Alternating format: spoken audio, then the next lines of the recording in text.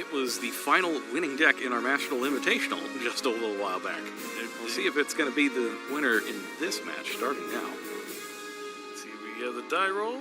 Ooh, 5 versus 6. That never feels good, especially when you roll that 5 first. You're like, oh, I have a high number. I should be good to go. But it looks like Xuan is going to be going second. Oh, did he choose to go first? Oh, we do see something a little not as a normal in a branded strategy, and that's a main deck copy of Siphon Gear Gamma. Definitely increased in popularity now with Kashtira running around everywhere.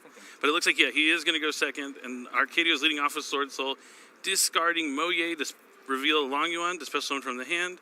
This is so tempting, though. It's so, you have to Gamma it, right? Because you knock 2 cards out of their hand in one go.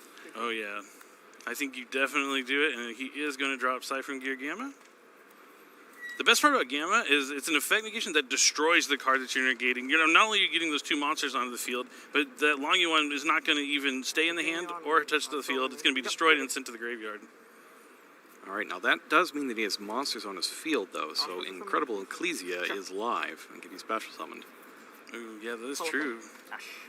Oh, that gets Ash. Ash Blossom stopping Arcadio from special summoning a swordsoul monster from the deck. Please don't tell me you have another start. Go ahead and I'll pass from here. Alright, end phase, I'll banish these 2? Yes, correct. So if you have more, I'm like, oh my god.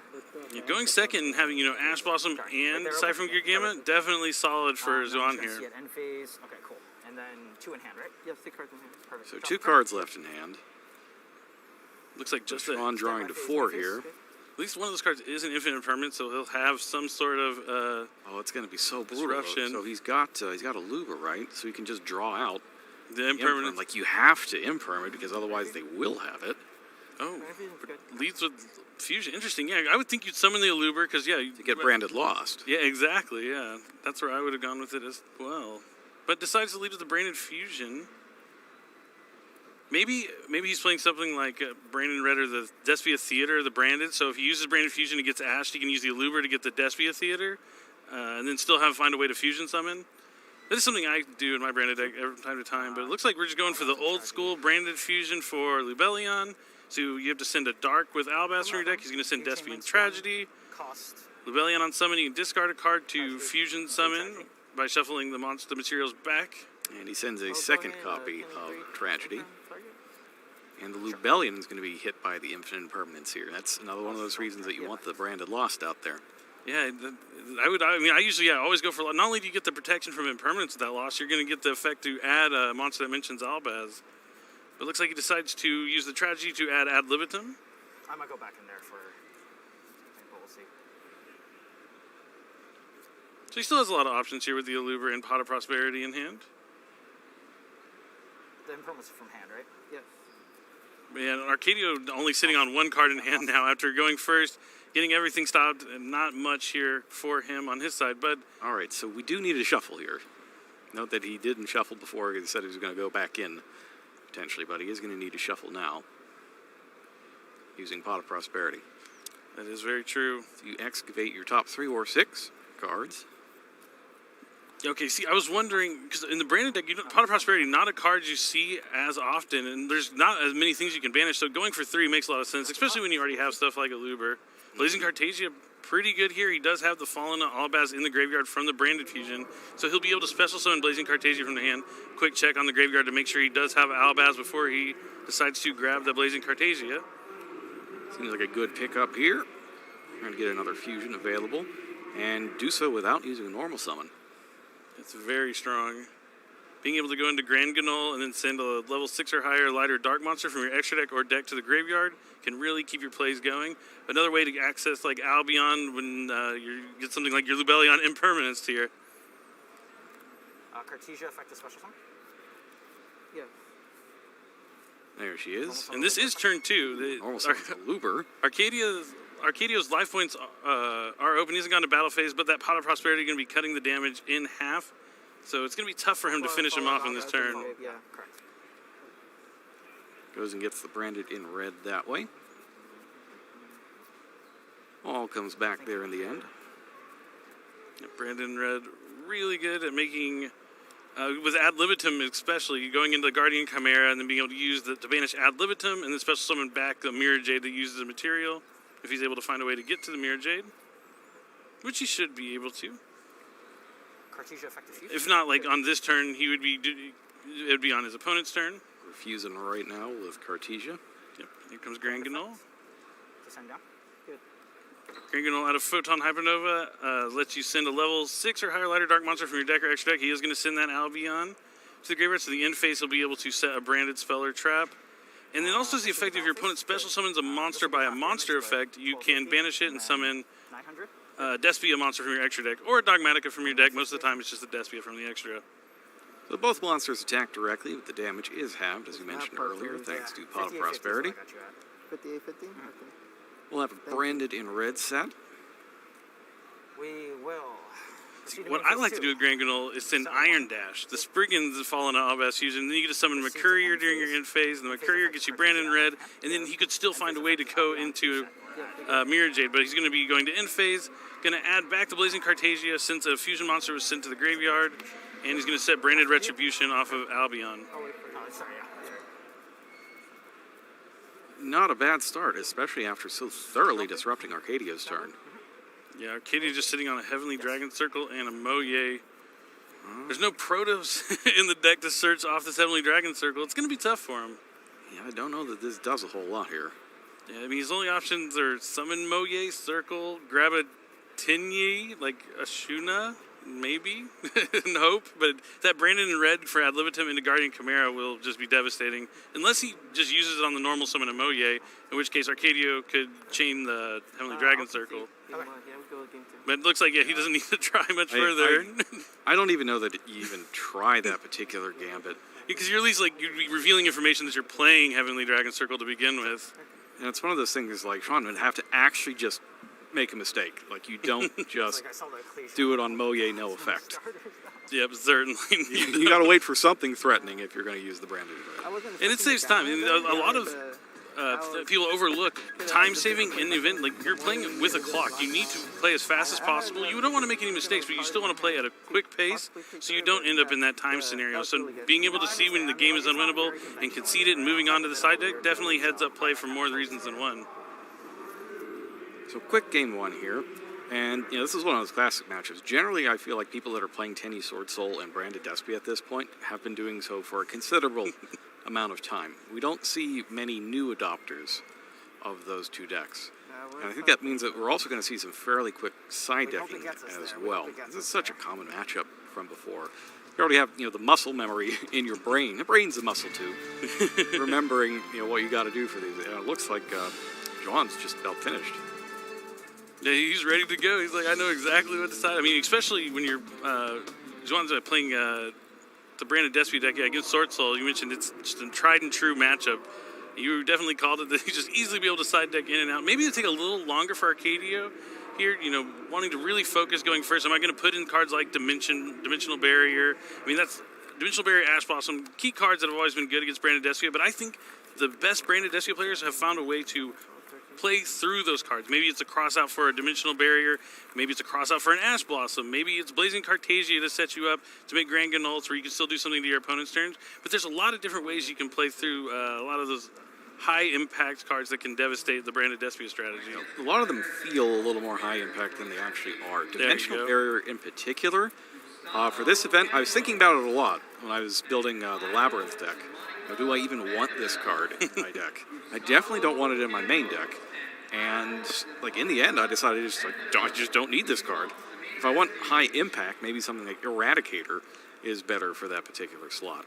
Yeah, it's definitely one of my favorite parts about Labyrinth is having access to the Eradicator is just so impactful. But we'll see if Arcadio is going to be able to bounce back here with his Sword Soul strategy. He did go first in game 1, but when you go second and you have those 2 points interaction, I mean, really the deck building here for Xuan is really paying off. Like, he chose the main deck the Gamma. He chose the main deck Prosperity. Neither of those things are very usual to see in a Branded Despia deck, but him reading the metagame, what he thought he was going to be playing against, thought there's going to be Kashtira, knows that if he goes second, Gamma's always good. That Branded Fusion for Gamma's another way you can stop Ash Blossom. So I think his deck building is really paying off here. And I mean, he's already with a 2-0 record, up game 1 in round 3, trying to win game number 2 and move on with 3-0. Yeah, I was looking at it, it's like, this is, for this particular format, this is really good. Yeah, I think he did a really good job on his deck construction here. All right, game 2. Here we go. Arcardio is up first. See if this one's going to have as many interactions as he did in that first game. I wonder if... yeah, the game would have played out different. Because Arcadio did have the Moye and the Long Yuan and the Heavenly Dragon Circle. If he led with that Moye, got hit by a Gamma, then chained that Heavenly Dragon Circle on the Moye, might have worked out better for him in that first game. But we'll see now that he knows that John's on something like Ciphering Gear Gamma, he might consider those kind of options more here in game number 2. Okay, so He does have a better hand than he did in game 1, that's for sure. All right, so we're going to start out with Ashuna. Tenyi Sphere, it's really powerful in the Sword Soul deck. Send that away to link summon Monk of the Tenyi. Best non-effect monster in the game, Yeah, of course. in my opinion. This is the one that locks you. I was just confirming that. Checking to make sure that the Worm Lock is in place after that. Once you banish that Ashuna, there will not be a Burrow on that turn. Vessel Dragon Circle? One of my favorite cards in this deck, Vessel of the Dragon Cycle. If you have a non-effect monster, you let you send a worm from your deck to the graveyard, but if you have a non-effect monster on the field, you get to add a Tenyi of a different name that you sent. So that's getting hit by Ash Blossom. You have to Ash Blossom that. Just too much value that are to be made from it. It looks like Arcadio's got a ton of search effects left to play, and you only have one Ash Blossom per turn. Yeah, it's when you wish it was a Droll and Lockbird or something instead, which we have seen played a lot this weekend in main decks and side decks. I was talking to Tom in round 1, where we had a matchup where Droll and Lockbird were just completely devastating to both players. Oh, the Gold Pride Punk deck? Yeah. Right Punk deck, and then Scareclaw. Oh, yeah, both those decks add a ton for sure. And speaking of adding, Arcadio is using the Sword Soul Emergence to add. Let's see if he's going to grab Moye, Taiye, Long Yuan. He's got some options. He does already have the Ashuna engraved, which he'll be able to banish to special summon a Tenyi from the deck. But as they were talking about earlier, and you mentioned, will lock him into Worms, cutting off that Baron access. But they do have their own level 10 Worm Synchro, who is quite good. Well, they have 2 of them, actually, and I like both of them pretty equally. It depends on which way you want to damage your opponent. You like the burn damage, you like the attack damage. Yeah, I'm still a huge fan of Sword Soul. I played the deck for quite some time when it came out. I still have it completely built. I'll never take it apart. I think it even still has like a red reboot in my side deck that has fallen on the Forbidden Limitless since You then. might need to take that one out. That might need to update that. But definitely one of my favorite decks of all time. And you know, for those who enjoy Master Duel Sword, both these decks are quite good in Master Duel as well. This is search is taking quite a while. We'll go ahead and try it. Yeah, there's only 3 options really.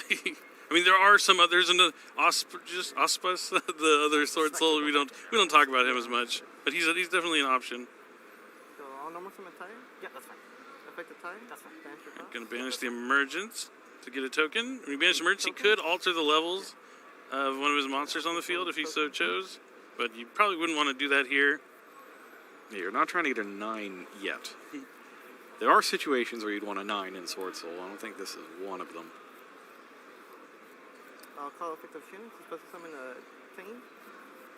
So, going to banish this Ashuna. Has to worry about Nibiru here.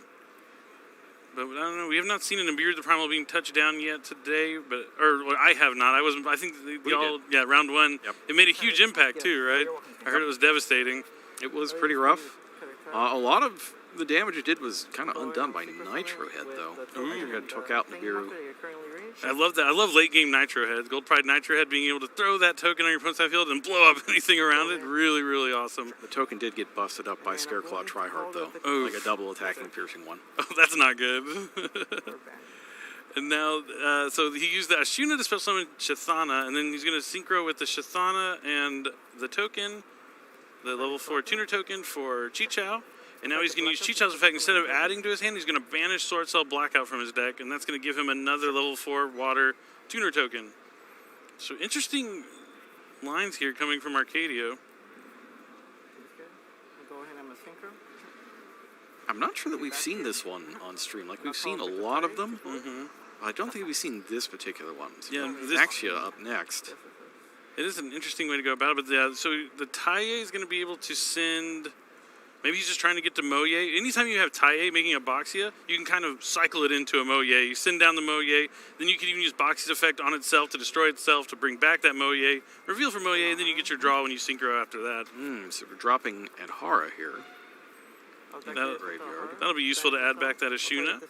So now he'll have a worm in his hand if he does happen to have Moye at some point. But yeah, he decides to dump the Adhara instead. Yeah. I'll just say I'll pass turn here.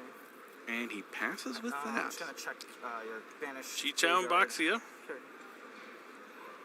Chi-Chao does have the effect where he can banish a worm or a sword soul from his graveyard to negate a face-up monster effect on the field. So that's live, but the Baxia's not doing anything here yet.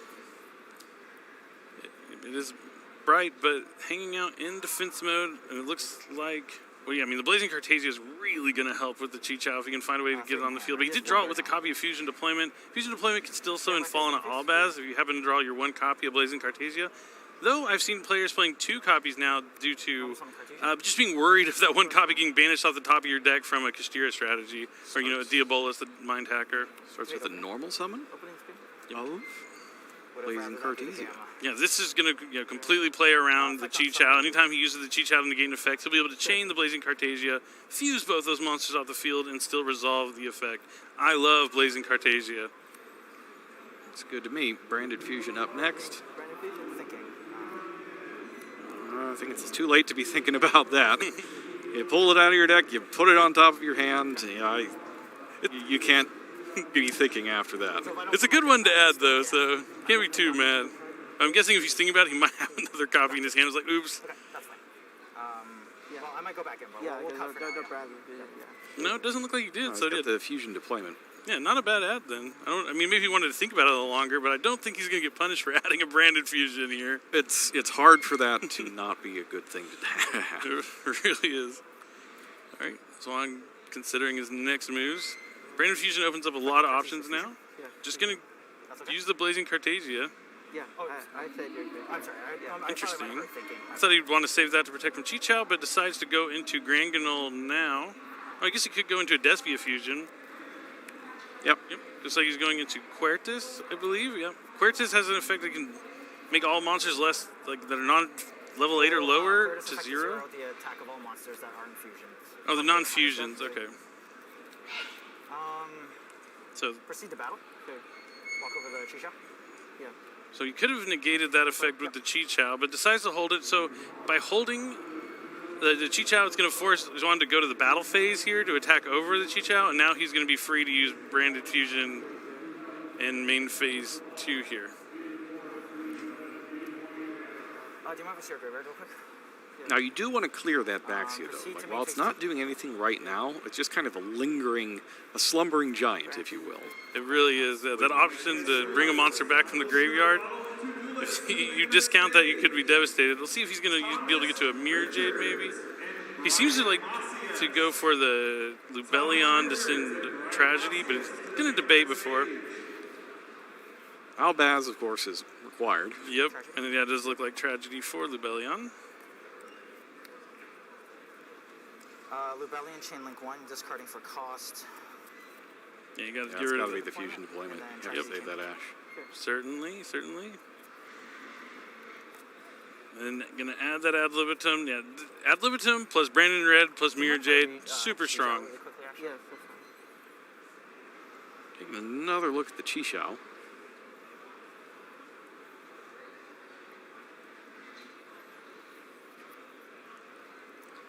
I'll fuse with these two to make a Mirror Jade. Okay.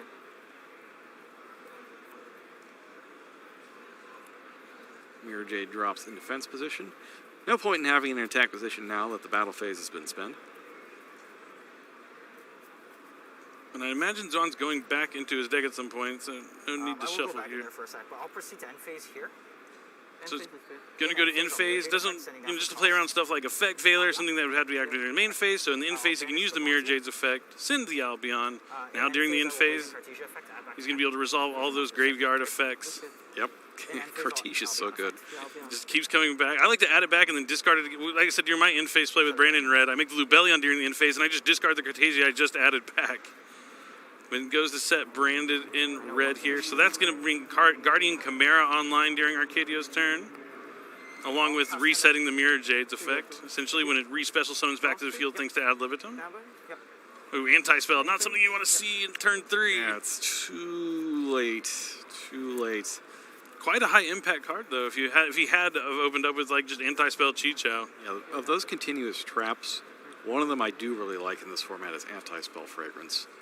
Yeah, I would definitely have 3 in my side deck if I were competing this weekend. Like that one, I like Grave of the Super Agent Organism. Ooh, I get scared. I'm a branded player, so just hearing those words terrifies me. Call it the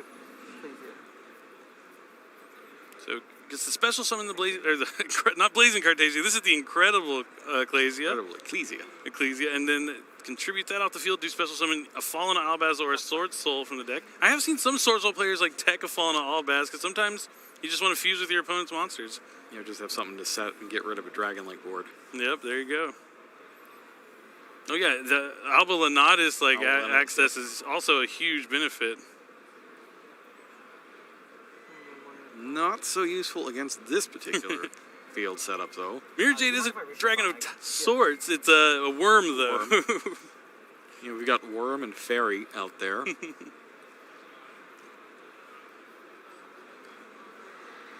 Taking a real close look at Zechthana there. Yep.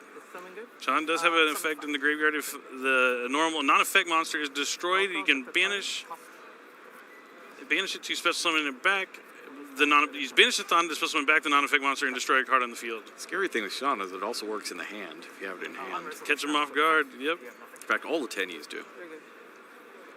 Activate the red. Yep. So he's going to summon the token for the Taille, and now that's going to prompt Brandon in red for Guardian Chimera. Let's see if he decides to use the 2 monsters on the field. Nope. Just 1, 2, 3. 1 from the field. There you go. That does get Mirror Jade off the field, though. New chain links. until Ad libitum decides to bring it back. And he's going to get the Tragedy effect to also add a Despia monster, so he gets to grab a Luber for follow-up. See, I also like to play sometimes. It's been a while since I used Comedy, but Despian Comedy is really useful. You can either send it down with Branded Fusion and dodge any sort of like effect negation on the field by trimming off your Fusion monster and bringing it back, or adding it here and then being able to discard it to protect your Despians from targeting. But grabbing a Luber for follow-up is fantastic. Alright, so 2 cards have been drawn. The token is destroyed, leaving Arcadio without a method of synchro summoning. We'll have to play another card to get something back. And you did mention that the Tenyi monsters can be used from hand. He does have that Ashuna in hand that can still be used to special summon something like Vishuddha, Tenyi Spirit Vishuddha from the deck to the field. Then he can link the Vishuddha away potentially, and then use it to maybe clear one of these monsters, but it's going to be tough. He's a lot of fusion monsters he's facing down right now. And the Mirror Jade's effect is back online. It's one of those cards that its effect isn't hard once per turn by name, or you can use it again as long as you just left the field and return to the field. It's reset and ready to go. Checks his extra deck there. It looked like he was looking at a Charmer. I don't think we've got... I'm going to go ahead. Could be Shaman, maybe. For Shaman? Oh, it is Shaman. Yes. Shaman of the Tenyi. Kind of a cool one. It locks you into, if you use the effect to discard and special summon a worm, you can only use Tenyi effects for the rest of the turn, but definitely a useful option. It's like a zombie master. But A little bit. A little bit. It's cool because it can bring back cards like Chi-Chow, even though you won't get the search on summon, but just really a huge monster you can just special summon back from your graveyard. Yeah, I'm surprised he linked away his non-effect monster before using the Ashuna in his hand. That's what I was thinking about. Yeah. I think maybe he's just trying to get as much value out of it as possible by discarding it first for this Shaman. Depends on what he targets with it.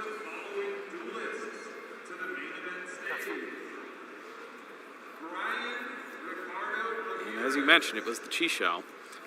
Still no non-effect monster on the field. And now we've got to deal with the Despian fusion effect. It's going to reduce the Shaman and Chi-Chow's effect to 0.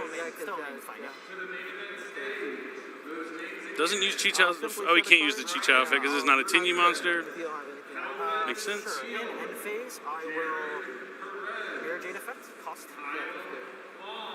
I mean, this is just once the Despia branded strategy gets started, it's really hard to stop and going to be able to banish that cheat shot from the field. Since that Alba Lenatus we're talking about, not only does it like a Chimera Tech Fortress Dragon for dragons, being able to fuse with all the dragons on the field, if it's sent to the graveyard during the end phase, you get to add a fusion spell from your deck to your hand, or polymerization.